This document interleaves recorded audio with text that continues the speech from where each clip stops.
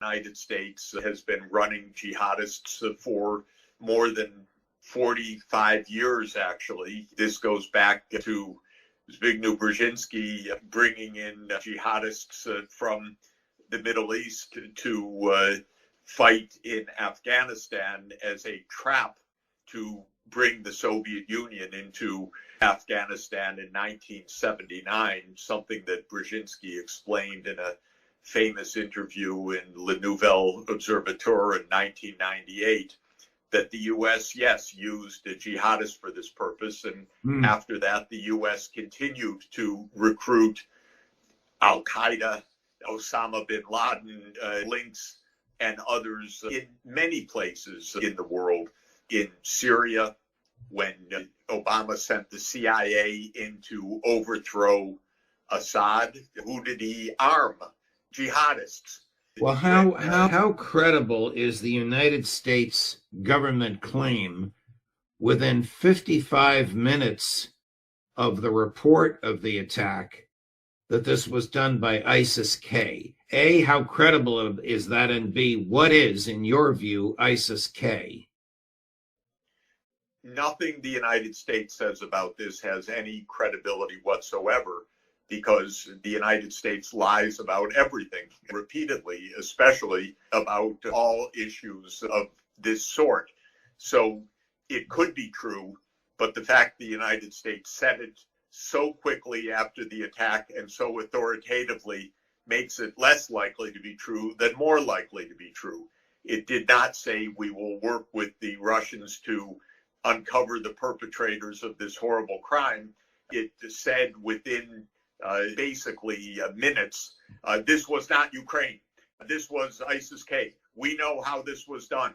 Now, this raises a great many questions, many more questions than are answered by such a statement.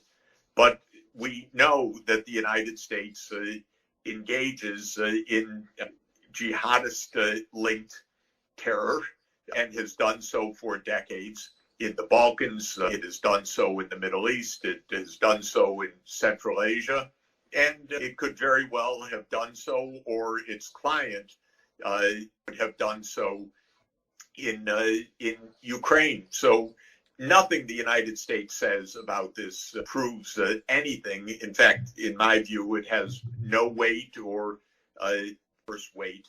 But what we do and should expect is to learn more information from Russia itself. Can you see any dots connecting the horrible statement by Victoria Nuland 2 weeks before she left office that President Putin should expect some nasty surprises and this tragedy at the concert hall on Friday evening? Of course.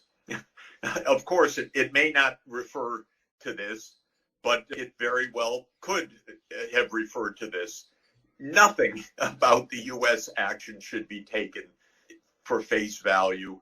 That is the first principle of understanding U.S. foreign policy, which is that there is a deep and very often dark side to this. Victoria Nuland was always part of that. Nasty surprises, what did she mean? Well, it could have been using American cluster munitions against civilian populations in Russia. That has been going on now for the last 2 weeks. It could have mean that there was going to be some kind of terrorist attack that they roughly knew about or explicitly knew about. Who knows? We will not be told the truth by the United States about any of this. But it doesn't mean we won't learn the truth, because with Russia having captured the perpetrators alive, and now apparently with the further information developed with Turkey or so were explained in the last 24 hours, I'm sure that we're going to hear a lot more about this.